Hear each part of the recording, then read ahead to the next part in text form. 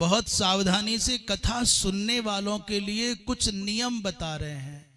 और ये धन्य है वेंकटाचलम महात्म्य है जहां ऐसा स्पष्ट उल्लेख है, भैया व्यक्ति को तांबूल पुष्प फलादि के द्वारा पुराण की अर्चना करनी चाहिए। जब आप कथा श्रवण करने आवे तो इत्यादिक, ये बात जो अनुष्ठानिक पद्धति से होता है ना वहां के लिए है, तो वो कभी दरिद्र नहीं हो सकते। न च पाप बुद्धयः एव भवन्ति, उनके परिवार में कोई पाप बुद्धि नहीं हो सकता। बिना प्रणाम किए, व्यास गद्दी को प्रणाम किए बिना कभी भी कथा श्रवण नहीं करना चाहिए। शिरसी उष्णीसम धृत्वा, सर पर पगड़ी हो, कैप हो, आजकल कुछ रहता है ना, बोले माताओं को कभी भी खुला सिर नहीं होना चाहिए। और पुरुषों को कभी भी भगवान का भजन करते समय, संध्या वंदन करते समय, होम करते समय, गुरुजनों को प्रणाम करते समय कभी भी सर पर कुछ आवरण नहीं रखना चाहिए। एक ही ग्रंथि बहुत पर्याप्त है, शिखा की गांठ केवल। उसके अतिरिक्त पुरुष के सर पर कोई भी आवरण नहीं होना चाहिए। राजा भी जब आते थे महात्माओं के यहाँ तो अपना मुकुट उतार करके चरणों में रख देते थे, पगड़ी उतार करके चरणों में रख देते थे, फिर प्रणाम करते थे। गुरुजनों को प्रणाम आदि करना हो उससे पहले आपके सर पर पगड़ी आदि है तो उतार करके रख लो। कहते हैं भैया क्या क्या समस्या है? बोले शोषणीस मस्तका ये चौ। अब मैं एक बीच में एक बात कह दूं, यहाँ वृंदावन में बैठ करके बात कहना बड़ा सरल लग रहा है, पर इसी बात को जरा तुम राजस्थान में कह के देखना और हरियाणा में और पंजाब में कह के देखना, 99% सर पर पगड़ी होगी।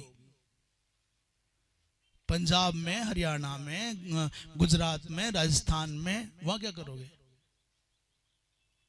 वो देशाचार है।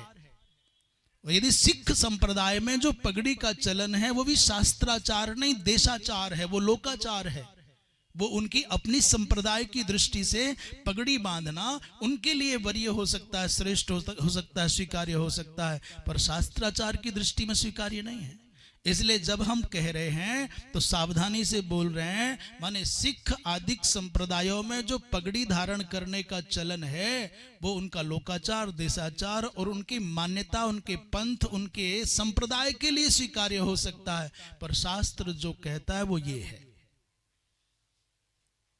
शोषणीस मस्तका ये चो कथाम शृण्वन्ति पावनीम, और ते बालकाः प्रजायन्ते पापिनो मनुजाधमाः।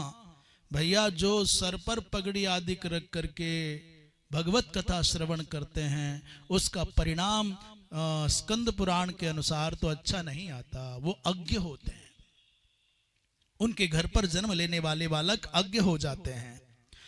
जो पान खा करके, तंबाकू खा करके, गुटखा खा करके या कुछ झूठे मुंह से भगवत कथा श्रवण करते हैं, भागवत जी में आगे व्यवहार के कारण और मुंह भरा हुआ है, और कभी कभी तो कहो व्यास जी भरे हुए हैं, उनको क्या करोगे?